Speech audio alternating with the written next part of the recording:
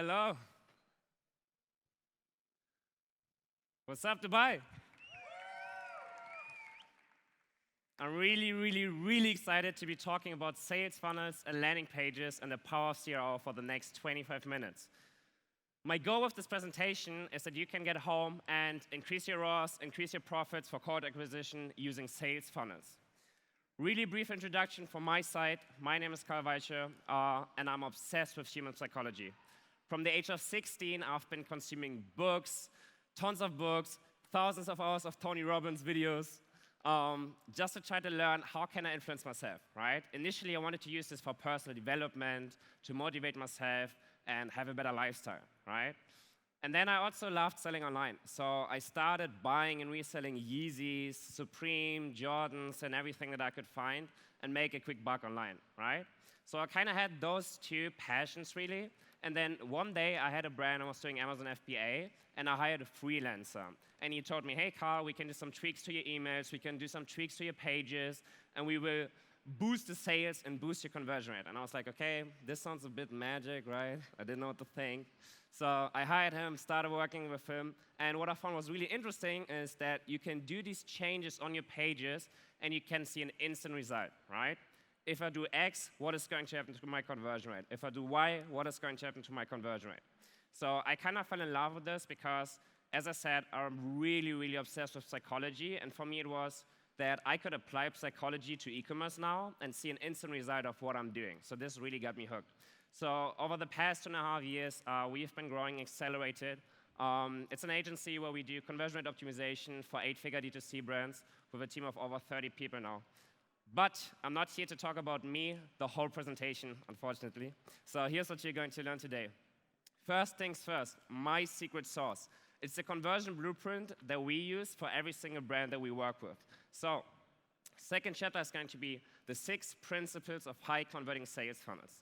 And then lastly, I'm going to show you 2 case studies of how we utilize landing pages and sales funnels and cut down cost per acquisition by as much as 35%. So let's get right into it.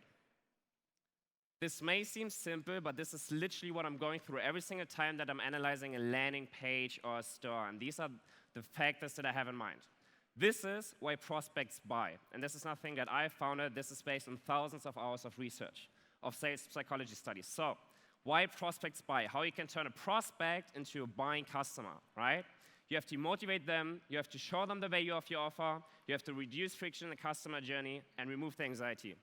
You really want to do a picture of this. If you take one thing away from this presentation, let it be this. Remember, motivate, show, reduce, and remove, and you're going to be good. Now, let's talk about funnels. First things first, for those of you who are wondering right now, what is a sales funnel, Carl? What can I do with it? How can I apply it? Think of the sales funnel as a sales expert that turns a prospect into a customer. You may remember this from the good old days where everything has been offline, right? And you had people outside of an Apple store, for example, handing you a prospect, and then they wanted to get you in the store. They show you the newest iPhone. They talk about the features and benefits and everything. Talk about the price, take you to the cashier, take your credit card, and send you home, right? And nowadays, we're going through the exact same process with our market online. So the first thing they see is an ad, right? Whether it be on TikTok, Facebook, Google, whatever. And what we want to do with a funnel is we want to push them on one certain customer journey. We want to push the traffic to a landing page, send them to an offer page, straight to checkout, and then on a thank you page. So this is what a sales funnel looks like. For this presentation, and over this year, I've analyzed 40 of the most successful 8- and 9-figure D2C brands, 20 of which were my clients. And I found that all of them kind of use the same principles. They have certain commonalities along their landing pages and funnels, right? It's not random that they scale to 8 figures. It's not out of luck that they went this successful, right? And what I found were these 6 principles. They all have a really strong hero section, right? The first touch point at the top of your landing page. They have persuasive copywriting, they build trust, they handle objections, they have an irresistible offer, and they remove your anxiety. Don't worry, I know this is a bit bird's eye view, but I'm going to break down every single one of those and show you visual examples so you know what you do on your pages. So, first things first, a strong hero section. The main question that's in the mind of the prospect that you have to answer is, what's in it for me?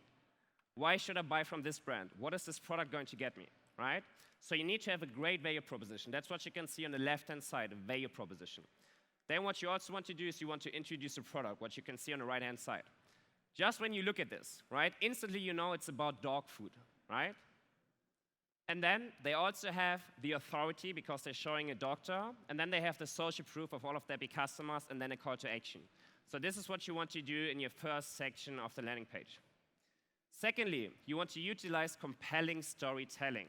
Because if I just bombard them with a value proposition and paragraphs and everything, that's good, but it doesn't really fit. It's not a story. It's not a really beautiful customer journey that takes them through different emotional stages, right?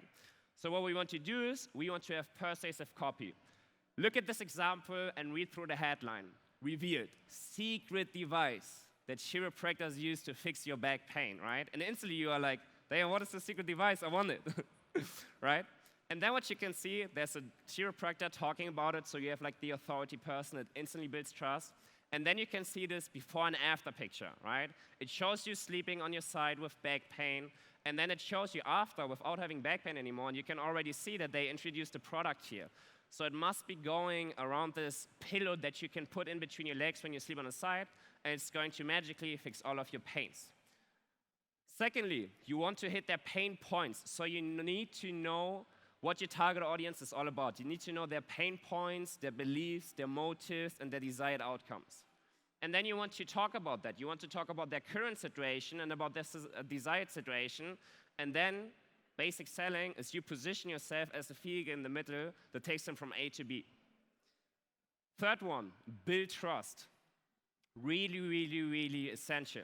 The biggest currency that we have in marketing is attention. The biggest currency that we have in selling is trust. People need to trust you. Really quickly, Hero Cosmetics, for those of you who don't know, they have just been acquired for $630 million, so they must have been doing a couple of things right. What they did, what you can see on their review section, is that they have certain elements and certain different elements that play into trust. They have reviews, they show your favorite PR and brands, they show social proof, and they show happy customers. So they are using all of the elements that build into trust. You look at this and you're like, oh damn, they have over 5,000 happy customers. You can see the customers, you can identify yourself with them, you can resonate with them. They show your favorite TV show, and then they show the magazine that you read every single day, right? How much trust is going to build that for the prospects? Fourth one, objection handling. We all know this. Using a comparison table, using an FAQ, targeting the main objections that they have in their mind. Again, for this, it's really, really important that you have a deep understanding of your target audience. Because only when you know exactly the thoughts that they're going through, exactly the anxiety and objections that they're going through, then you can really efficiently handle them. So what you can see here really quickly is they have been like listing the main objections and main pains of the target audience in this comparison table. Fifth one, and I'm really thankful that Rains and Jacob did an amazing job of talking so much about offers. Because what you need is an irresistible offer. Who here read $100 million offers from Alex Hormozi? Give me a quick hand. Okay, sweet. That's like 30%. For those of you who didn't read it yet, I highly, highly recommend it. It's like 100 pages, 150 pages, really easy to consume, and it's going to teach you a lot about how you can run your offers. Breakdown, because I don't want you to read it yet, so I'm going to give you the sauce. You need a huge perceived value. You need a guarantee. You need to make it a no-brainer offer, and you want them to have a bargain feeling.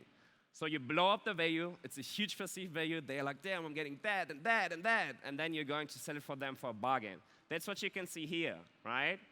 We are selling the set of 2 bath mats, which is normally $200, right? Huge perceived value. But now you can get it for only $57. So you're creating this feeling for them that they're getting it as a bargain if they get it now. And last principle, and this is from the UD, Davies did an amazing job with this, you want to remove anxiety. You can do this by having a guarantee, by communicating transparently about like shipping and returns, and then future pacing, right? If I show them, hey, we already have 1 million happy customers. I mean, if you're going to buy this hoodie now, you're going to be part of this huge community of happy people, right? So you're going to future pace them and already talk about the emotion they're going to have once they receive the product. major key alert. I want to get a quick DJ Khaled from everybody here. Major key. Have custom sales funnels for each paid media channel. What do I mean with this? A lot of you are probably doing paid acquisition like this right now. You have different ads, and you have different channels, and you push them all to one page. Usually, it's a collection page, product page. Maybe some of you even already have a landing page, that's good. But you push all of the traffic to the same one.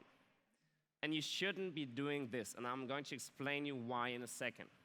Who of you, give me another quick hand, is familiar with the marketing funnel, with the different awareness stages that customers go through? For there are many marketers in the room, there's not a lot of people knowing about this. So let me explain this for you. This is the marketing funnel. This is talking about the different awareness stages that prospects go to before buying. First one at the top, awareness, right? They know about your product. They know what it's about. Secondly, consideration. They think, okay, maybe I need this. Maybe I need this secret pillow that I can put between my legs, and then I will sleep like a baby again and don't have back pain anymore. And the last one is the conversion. This is where they actually buy from you, right? So most of you that are actually doing ads, you will have different ad sets and create different ads with these different awareness stages, right? For prospecting traffic, you're going to have completely different ads and creatives than for the retargeting traffic. And now you want to do the same thing with your funnels. And this is the right way of paid acquisition and sales funnels, ladies and gentlemen. So, based on the different marketing stages of the awareness stages of the marketing funnel, you want to have different ads that speaks to their awareness stage and to their emotional stage. And based on that, you want to have individual funnels or landing pages. Example given, if someone just heard from your brand, you don't want to push them to an offer page directly, right? Because you meet them at a completely different awareness stage and emotional stage. They're like, why the fuck am I being sold to? I don't even know what this product is right now. So that's why you really want to build up these customer journeys and meet them at the same step. You want to have congruency between the awareness stage, the emotional stage, the ad that you're showing them, and then also the landing page in the next step. And this is how you're going to really crush it. So 2 case studies. First one is a huge D2C brand from Germany for skincare, Colibri Skincare. And here I have a quick example of what happens if you push traffic to a product page or designated funnel. For this brand, we utilized funnels who drove up conversion rate by 17%, drove down cost per acquisition by as much as 21%. Secondly, female company, also a huge 8-figure brand from Germany. For them, results were even crazier. We could increase conversion rate by 26%, and drove down cost per acquisition by as much as 34%. You can do the math for yourself for how much that would mean for you, for your cost per acquisition, for your conversion rate, and how much additional revenue you would get from the same traffic spend. So how can you do it? Best tool, I've been using this for years. Everybody should be familiar with it, is ClickFunnels. You can just build all of the funnels that you have there. If you don't want to go through the hassle, feel free to scan the QR code, talk to me. I can show you how to do it. I can take you through it. We will build those for you. Damn, I'm seeing over there that I'm running really quickly, so we have a lot of time for Q&A. That's great. Key takeaways from this presentation and the next steps that you should be doing to boosting your ROAS and profits is gather an understanding of your audience, because you need to know the ins and outs. You need to understand the emotions. You need to understand their motives, their values, their beliefs, and everything, right? Because only if I know my target audience, then I know exactly what to do in the ads and on the funnel. Secondly, remember, motivate, show value, reduce friction, and remove anxiety. Create an irresistible offer, because with the greatest ads and with the greatest funnels, if you have a shitty offer or a shitty product or shitty product market fit, you're not going to sell. So come back to the foundations, right? That's why I didn't really talk about like the newest hacks or the newest tactics or strategies. I was talking about the foundations that you need to have, because it all comes down to the foundations. Only if your foundations are correct, you can really scale high. And that's what we want to do, right? And lastly, you want to be using sales funnels and landing pages following the framework of this presentation. I already did the work because it's my main work, right? It's my main job to do. So I've been analyzing and going through all of these landing pages and funnels. If you want to build them yourself, like go through the same examples from PetLab Co., from the Uri, from Blissy, from My Record brand, and all of these big 8 and 9 figure D2C brands that are crushing it. and then you want to go through the pages and see the structure that they are using and then apply it to what you are selling. So, thank you so much for your attention. Happy to take any questions and help you out with this topic now.